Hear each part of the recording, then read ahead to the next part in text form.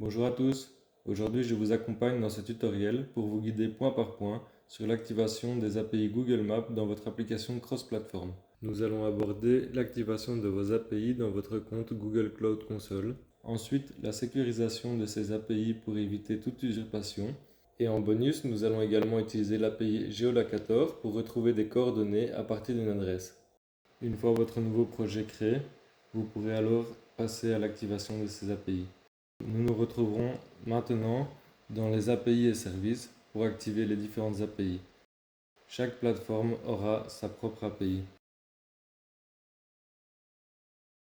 Nous allons dans un premier temps activer les différentes API sur votre projet. Chaque projet doit désigner les API activées. Vous pouvez pour ce faire copier les différents noms qui se trouvent dans la description, les rechercher dans la barre de recherche.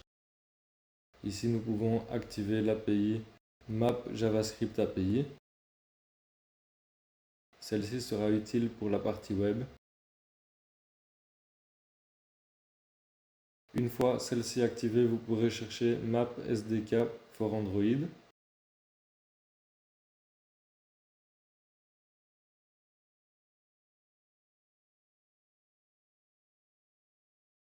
Activé ici.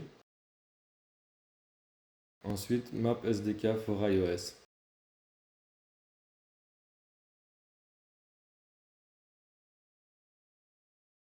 Voilà, ici elle est activée. Maintenant, nous allons également activer Geocoding API. Ceci sera pour la partie bonus qui nous permettra de faire une recherche sur une adresse et la positionner sur la map.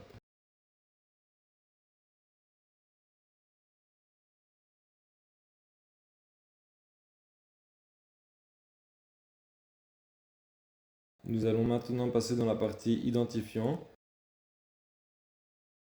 pour protéger vos différentes API. Il est important de limiter l'utilisation des API aux différentes plateformes. Ainsi, vous pourrez désactiver l'une ou l'autre en cas de problème. Créez ici une nouvelle API.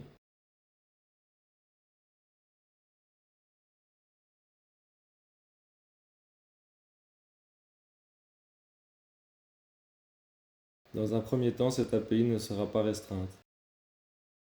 C'est pour ça qu'elle est marquée d'un point d'exclamation. Nous allons maintenant s'en occuper.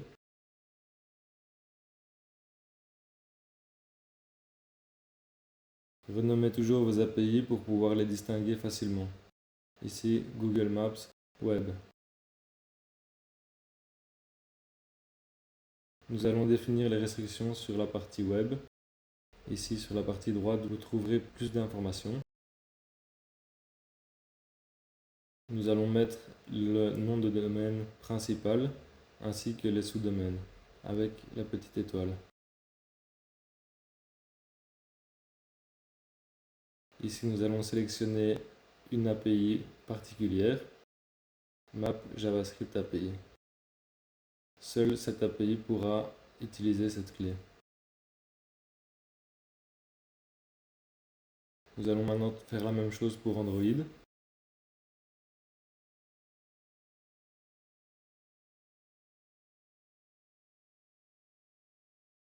Android limite les certificats avec une clé de signature SHA1. Vous la retrouverez dans votre Google Play Console.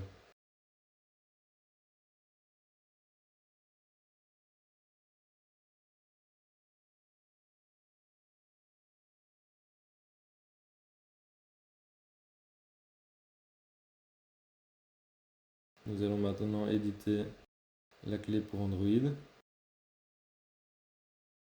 Nous allons la renommer Google Maps Android. Utiliser la restriction application Android. Ici, il nous dit qu'il a besoin d'un nom de package ainsi que la clé SHA1. Cette clé se trouve sur la partie Google Play Console. Ouvrez votre application et retrouvez signature d'application.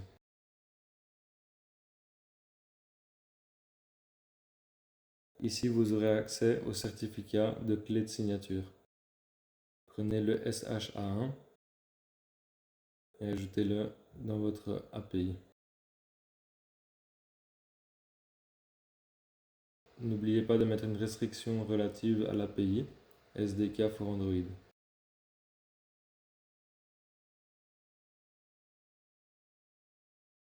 Ensuite, nous allons pouvoir faire la même chose pour la partie iOS.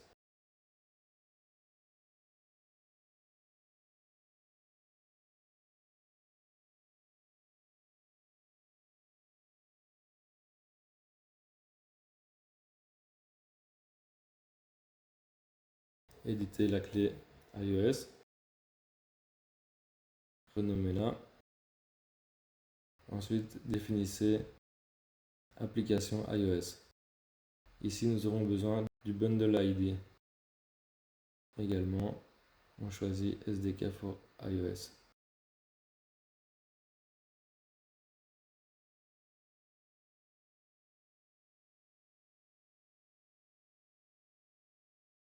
Maintenant, nous allons faire une clé spécialement pour votre partie de développement.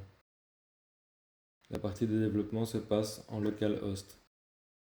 Nous allons créer une clé de restriction web.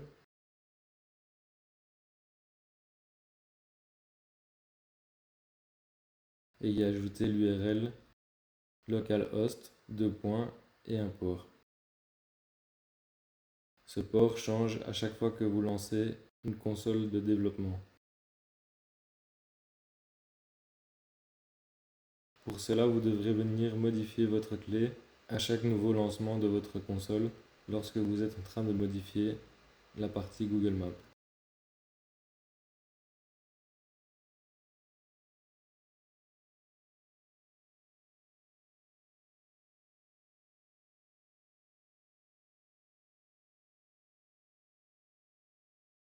Pour finir, nous allons créer une API pour géocoding.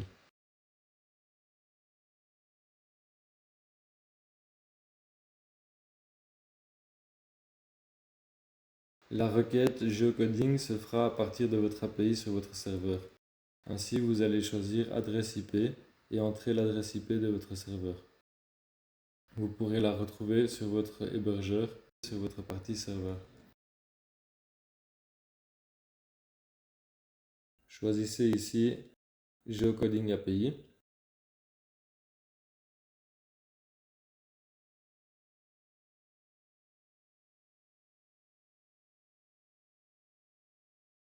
Voici maintenant, nous avons toutes nos clés d'API qui sont prêtes à être utilisées.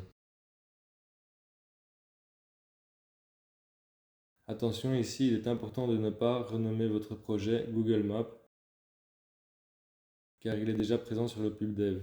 Et lorsque vous ferez un pubget, il rentrera en conflit. C'est pour cela que je change l'application Google Maps en My Google Maps.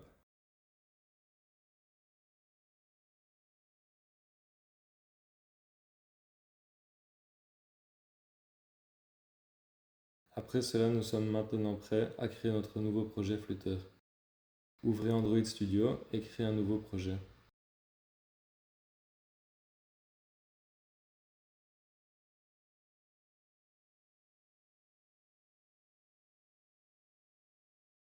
Choisissez le nom, My Google Maps. Ajoutez une description à votre projet.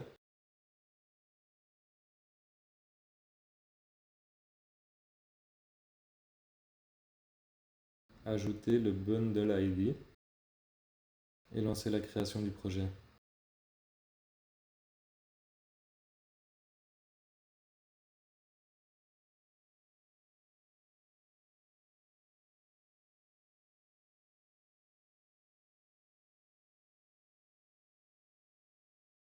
Voilà, le projet est maintenant créé. Nous pouvons maintenant passer sur la partie configuration de l'application. Nous allons pouvoir tout de suite ajouter les dépendances dans le pubspec.yaml, ici en dessous de Cupertino icône. Retrouvez Google Maps Flutter sur le pubdev et retrouvez la partie installation. vous pouvez copier et importer le package. Pareil pour Geolocator.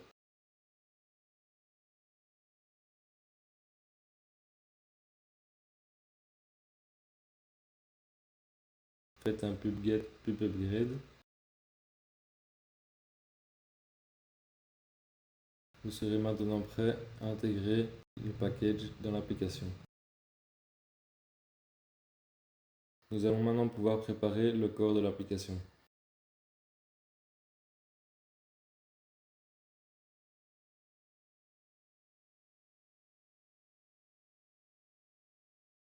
Une fois le main de l'application nettoyé, nous allons pouvoir maintenant passer aux différentes autorisations pour les différentes plateformes. Pour ceci, vous pouvez retrouver sur la page Google Maps Flutter les différentes instructions pour pouvoir ajouter les clés aux différentes plateformes. Ici, nous nous retrouverons dans Android Manifest pour la partie Android. Copiez la ligne de metadata et ajoutons-le dans le fichier Android Manifest.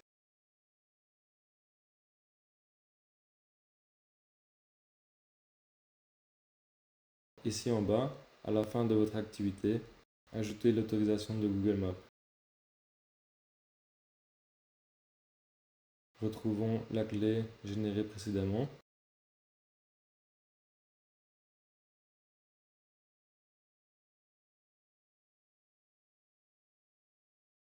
Et ajoutons-la ici. Ensuite, nous allons faire pareil pour iOS. Dans le App Delegate, vous allez pouvoir ajouter la clé.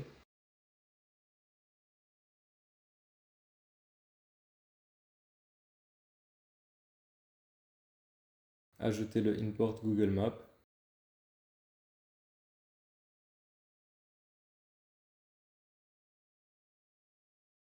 Ainsi que le service pour pouvoir ajouter votre clé.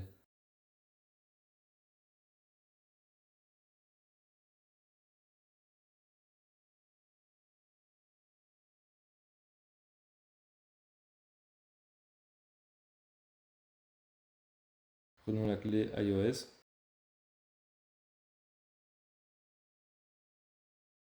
Et ajoutons-la ici.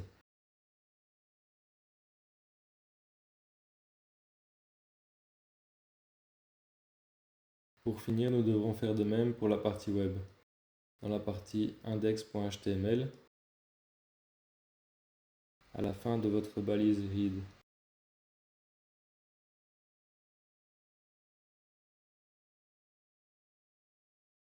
Prenons la clé Google Maps Web.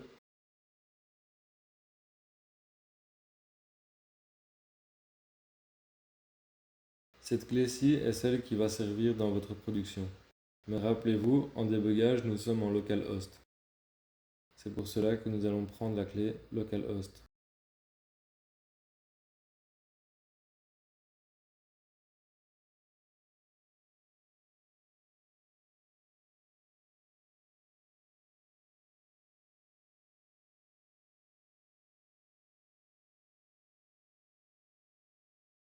Voilà, nous avons maintenant ajouté les clés pour toutes les plateformes.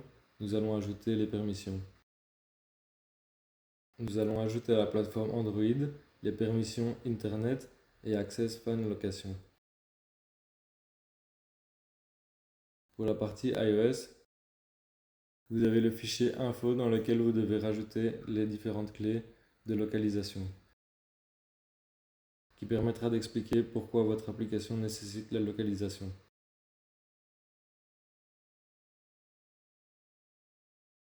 Ensuite, nous allons maintenant pouvoir ajouter le contrôleur Google Maps.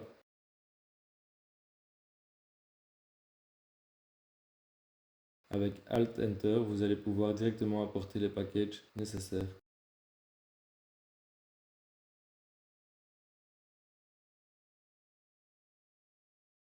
Ajoutons maintenant les coordonnées de base de votre Google Maps, ainsi que la fonction qui va initialiser le contrôleur.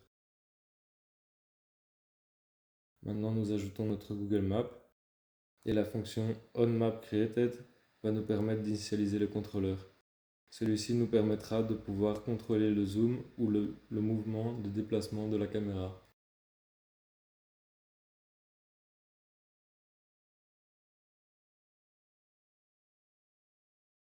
Nous avons maintenant notre localhost qui va pouvoir démarrer.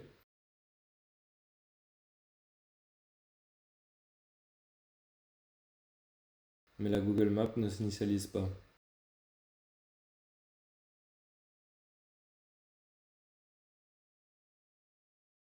Ajoutons une contrainte de dimension.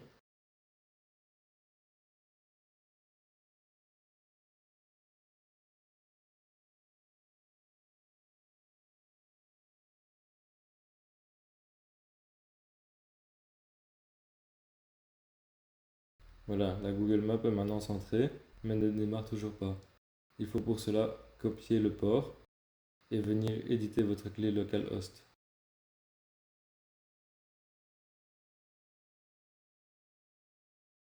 Ajoutez le port actuel, sauvegarder.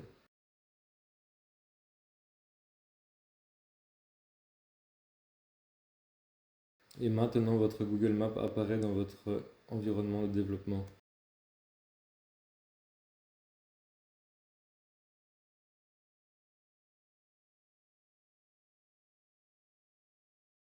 Nous allons pouvoir maintenant ajouter des marqueurs sur la map.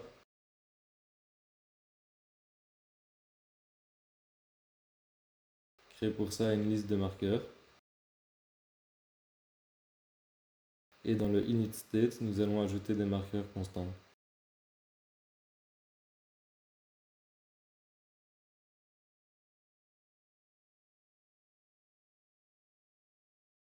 Celui-ci sera fait à l'initialisation et sera donc visible directement à la création de la map.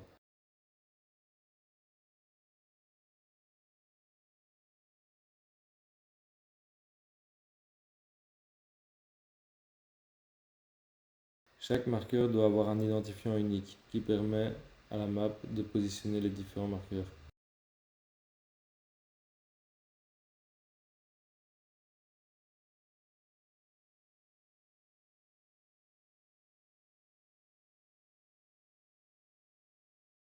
Choisissez la position en latitude-longitude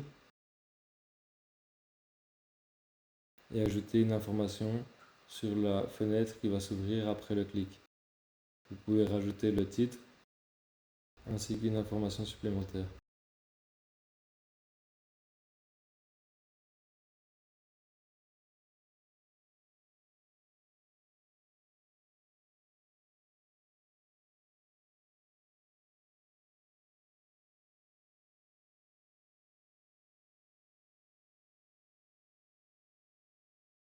Vous pouvez également ajouter la fonction OnTap qui permettra de choisir l'action à faire une fois qu'on aura cliqué sur la fenêtre d'information.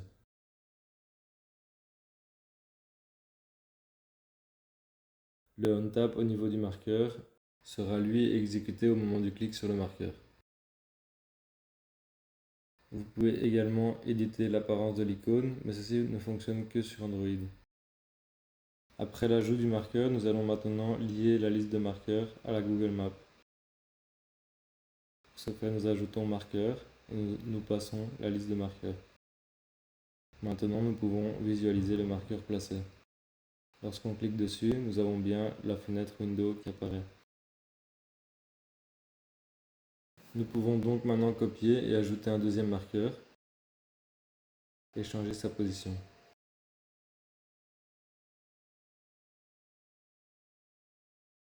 Attention à respecter l'identifiant unique.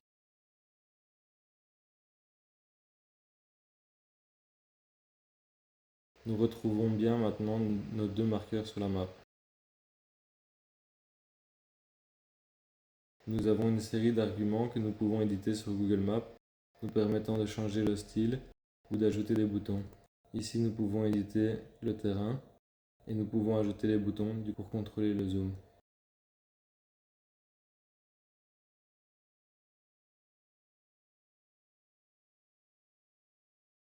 Nous avons également une fonction OnCameraMove qui permettra d'actualiser la position en temps réel.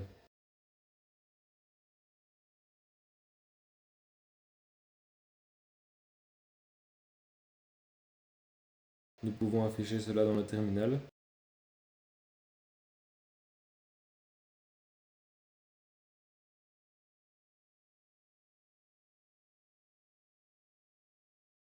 Et nous voyons bien les valeurs en temps réel s'actualiser.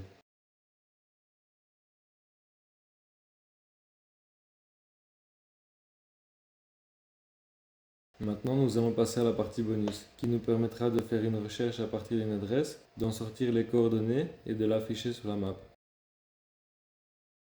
Pour cela, nous avons besoin du package HTTP pour pouvoir faire la requête sur l'API, qui n'est ici pas réellement une API, mais simplement un fichier PHP que je vous partage. Libre à vous de l'intégrer à votre manière dans votre API. Une fois le package ajouté, nous allons pouvoir éditer le main pour ajouter la fonction getAPI.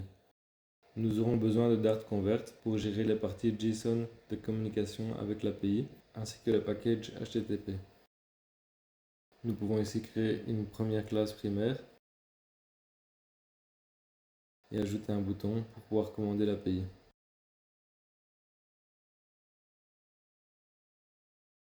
Ici, lorsque je fais la requête, sur le bouton, nous pouvons voir la réponse au format JSON. Si vous n'obtenez pas le même résultat, vous pouvez ouvrir le terminal pour pouvoir contrôler la partie network et contrôler ce qu'il se passe. Il est fort probable que vous ayez une erreur de Corse, c'est pour cela que j'ai ajouté des en-têtes qui normalement vous permettra de communiquer sans problème. Ici, nous pouvons demander de dézoomer la caméra au moment de la requête et d'ajouter la recherche dans un paramètre.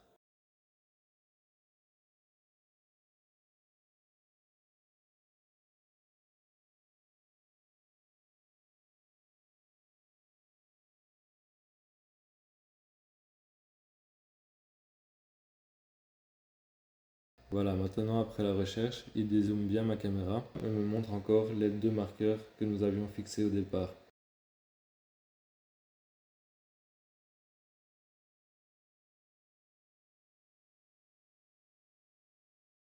Ici, j'ai ajouté les différentes fonctions qui nous permettra de récupérer les informations de la requête JSON et d'en sortir les informations pour les afficher sur la map. J'ai créé ici une fonction moveCamera pour pouvoir l'appeler plus facilement à différents endroits. Donc au début de la requête, nous commençons par dézoomer la caméra. Ensuite, nous envoyons la requête au serveur. Nous attendons la réponse et nous allons ensuite analyser la réponse. Ici, c'est à titre informatif, je n'ai donc pas créé d'objet spécifique à la réponse.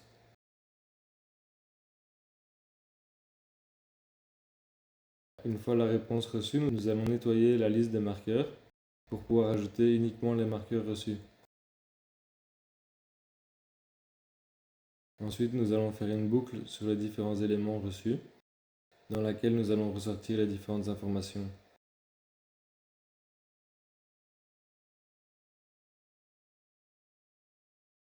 Ici, j'ai créé une fonction pour pouvoir sortir les coordonnées, qui sont celles les plus importantes.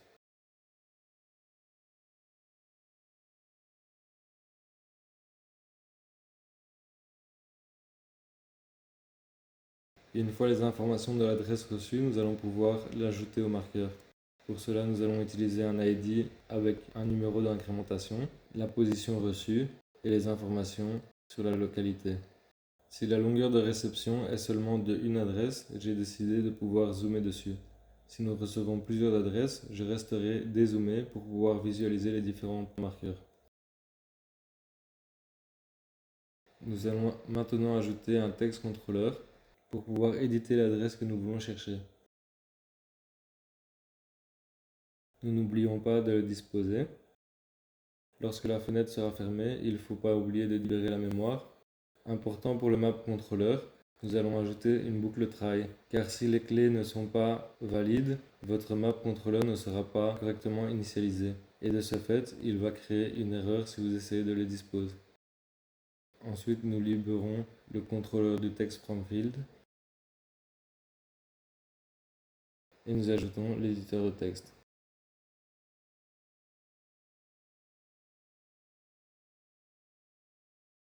Remplaçons l'adresse que nous avions à la base fixée par le text controller.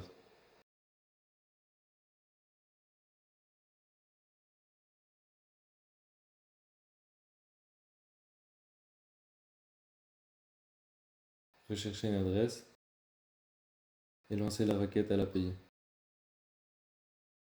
Voilà, celle-ci nous a répondu et nous a zoomé sur la seule adresse trouvée. Il cherchera toujours les adresses les plus cohérentes à votre demande.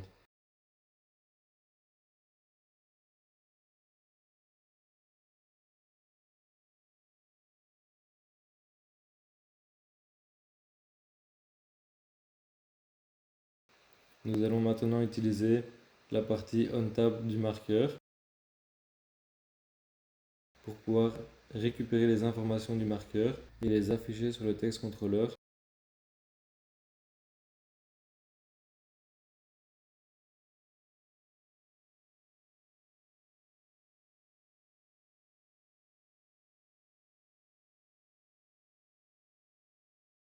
Ici, lançons une recherche.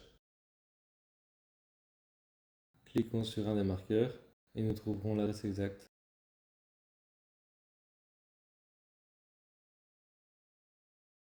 J'ai également mis à votre disposition une page qui permettra pour vous de tester et de voir le résultat attendu.